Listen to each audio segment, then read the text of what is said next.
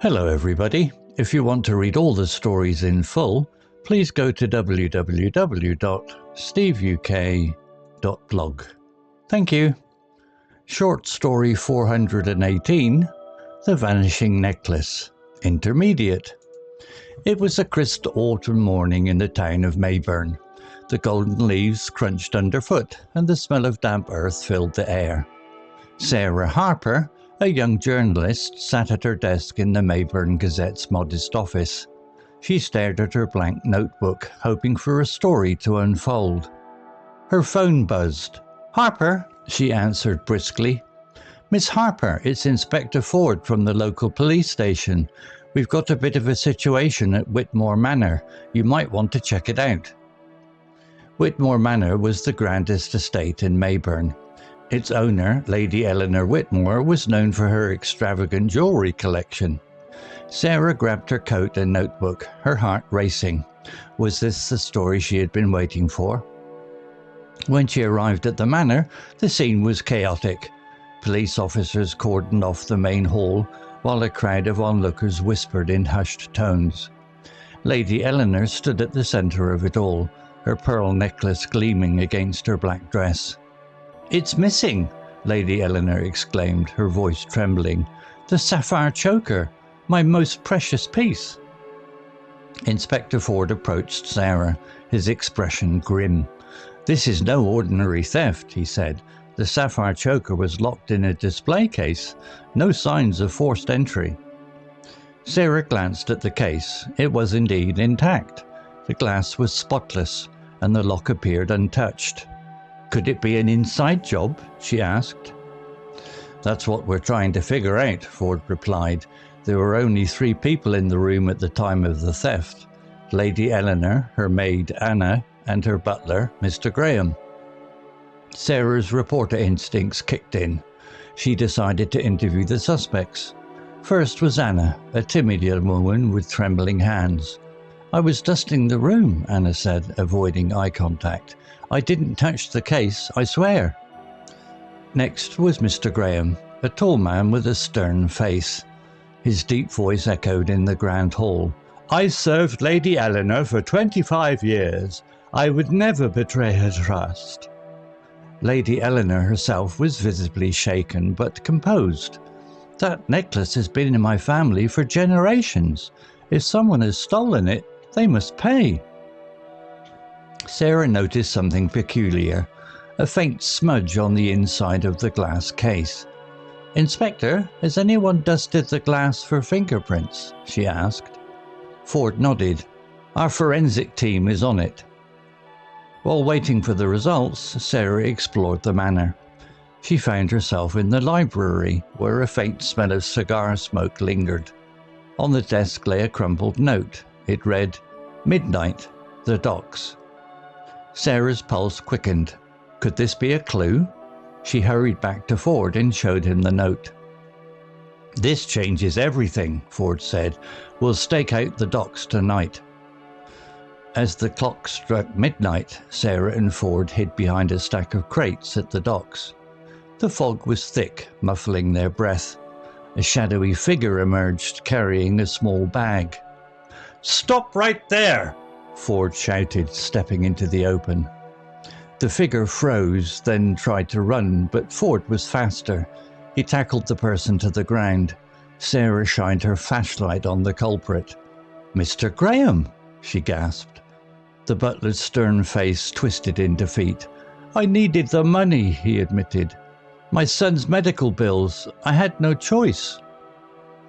In the bag was the sapphire choker, glimmering under the flashlight's beam. The theft was solved, but Sarah felt a pang of sadness. Mr. Graham's motive was not greed, but desperation. The next morning, Sarah sat at her desk, typing furiously. The headline read, "The Case of the Sapphire Choker, a Tale of Desperation and Betrayal." It was a story that would captivate Mayburn, but to Sarah, it was a reminder that every story had 2 sides. Vocabulary notes. Modest, meaning simple and not overly grand or extravagant. Example, Sarah Harper, A young journalist sat at her desk in the Mayburn Gazette's modest office. Similar words: humble, unassuming, simple, plain, ordinary. Extravagant, meaning excessive or lacking restraint, especially in spending money or resources. Example: Lady Eleanor Whitmore was known for her extravagant jewellery collection. Similar words: luxurious, lavish, opulent, excessive. Cordoned off, meaning to block off an area to prevent people from entering. Example: police officers cordoned off the main hall while a crowd of onlookers whispered. Similar words: blocked, sectioned, isolated, restricted.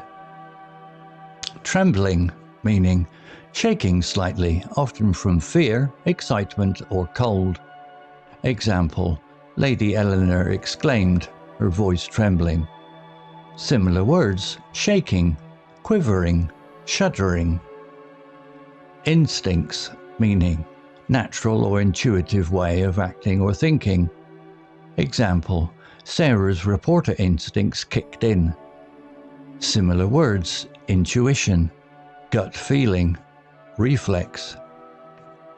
Peculiar, meaning strange or unusual. Example: Sarah noticed something peculiar, a faint smudge on the inside of the glass case.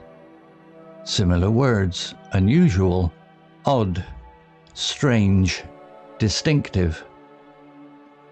Crates, meaning large wooden boxes used for storing or transporting goods. Example: Sarah and Ford hid behind a stack of crates at the docks. Similar words: boxes, containers, cases. Stakeout, meaning to watch or observe a place secretly, often for investigative purposes. Example: we'll stake out the docks tonight. Similar words: monitor, observe, surveil, watch. Defeat, meaning the feeling of having lost or been beaten. Example: the butler's stern face twisted in defeat. Similar words: loss, failure, surrender. Captivate, meaning to hold the interest or attention of someone completely. Example: it was a story that would captivate Mayburn. Similar words: fascinate, mesmerize, enthrall, charm. Story written by ChatGPT 4o AI. Image created by Designer AI. To read all the stories in full, please go to www.steveuk.blog. Thank you. Hello, this is Steve. If you enjoyed the story, please would you take the time to leave a meaningful comment and click on the like icon. If you want to know when the next story has been uploaded, please click on the notify bell icon to be notified. If you haven't already, please subscribe to my channel and tell your English learning friends so they can benefit too. Thank you.